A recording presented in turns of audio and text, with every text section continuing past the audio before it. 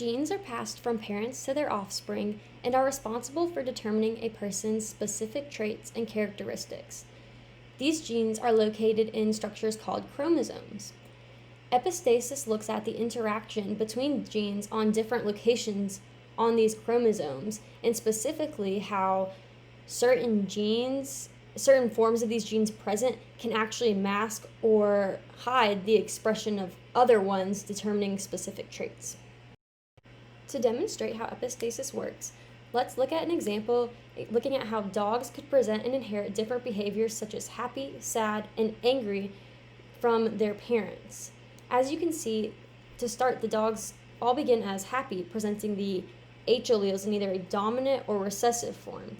And then, as they go from happy, they can go to become sad, and they would present either a dominant or recessive S allele.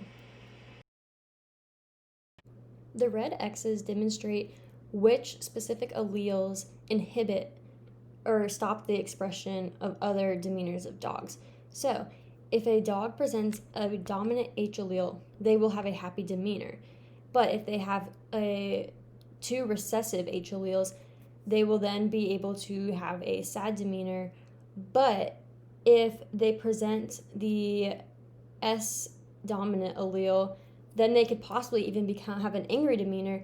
But if they have the recessive two S alleles, then that inhibits them from becoming possibly angry.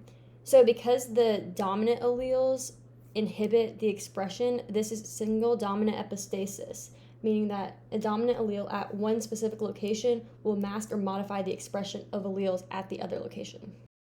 The expected phenotypic ratio for single dominant epistasis is a 12 to 3 to 1. So for our particular example, 12 dogs would have a happy demeanor, 3 would have a sad demeanor, and 1 would have an angry demeanor. To further demonstrate epistasis, we will be looking at several test cross.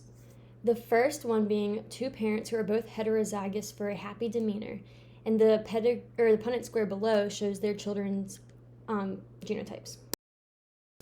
Using the expected traits presented prior, we can see that the offspring in this specific cross would have 12 dogs that are a happy demeanor. 3 would have a sad demeanor, and only 1 would present with an angry demeanor. This next Punnett square shows the offspring from parents who are heterozygous for one allele and homozygous for another, with 1 having a happy demeanor and 1 having a sad demeanor.